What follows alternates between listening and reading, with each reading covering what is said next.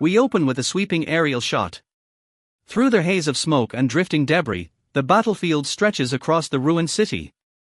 Corpses of beasts litter the streets. The air itself feels heavy, suffocating. Shadows ripple across the ground as if barely restrained.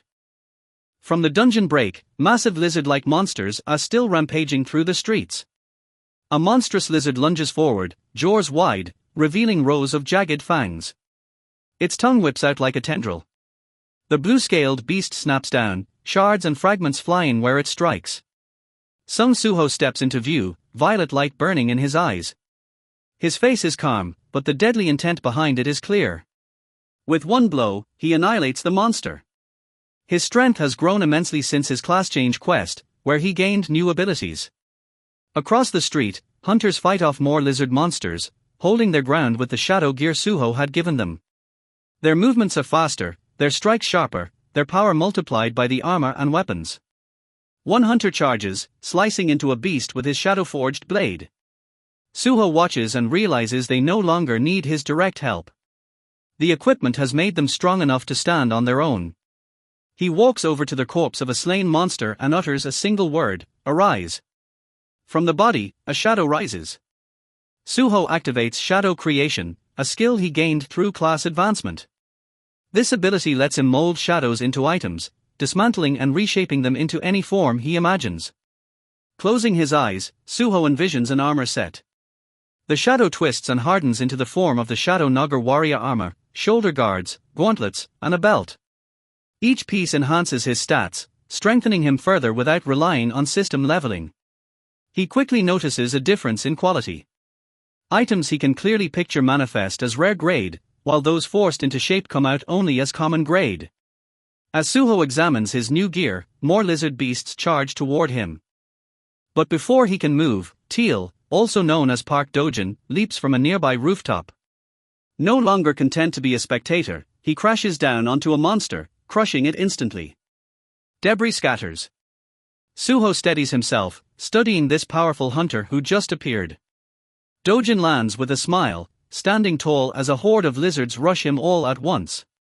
Channeling star fragment crystals, he amplifies his ability and obliterates the beasts in a single devastating strike. Everyone nearby freezes in shock. Suho and Dojin now stand face to face.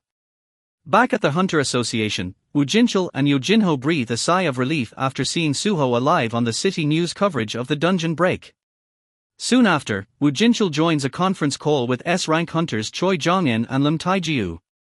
Both men have already seen the footage.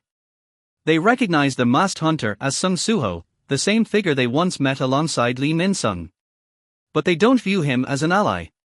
To them, Suho looks like the source of the Stardust and the killer of Min-sung, their vice-guild master of the Reaper Guild.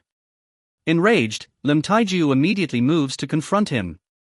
Woojinchul tries to calm the situation. He insists there is no proof Suho is a villain and warns against unnecessary violence.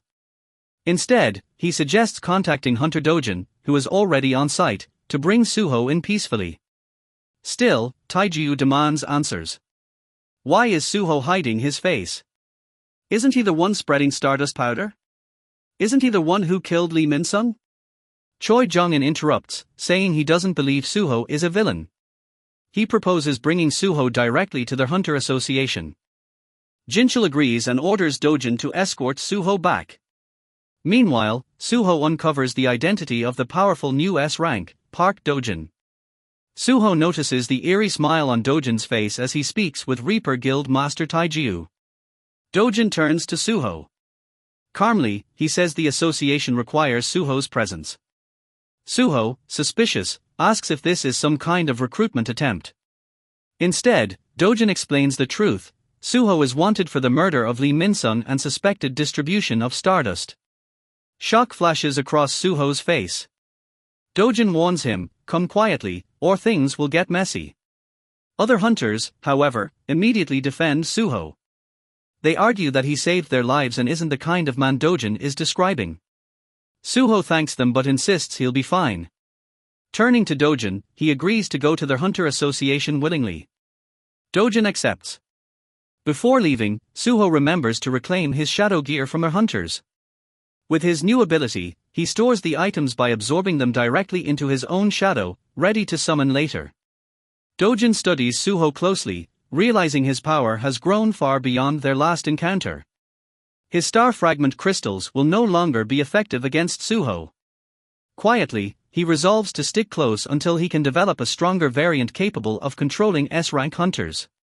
As they prepare to leave, phones across the area ring at once, an emergency alert from the city. The warning announces a massive outbreak at Jisan Prison, where awakened criminals are held.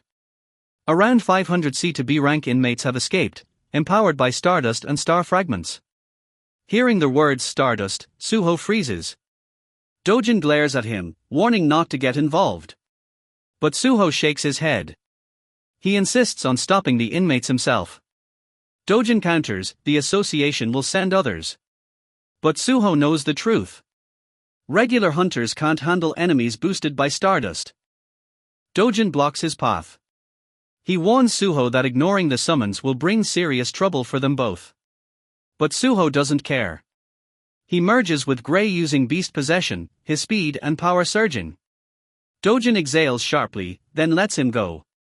Suho promises he'll head to the association afterward, then disappears. Dojin finds this to be great opportunity to spectate Suho to confirm how much stronger Suho has truly become. Moments later, we arrive at Jisan Prison. The scene is chaos, corpses of guards lie scattered. Sirens wailing through the night.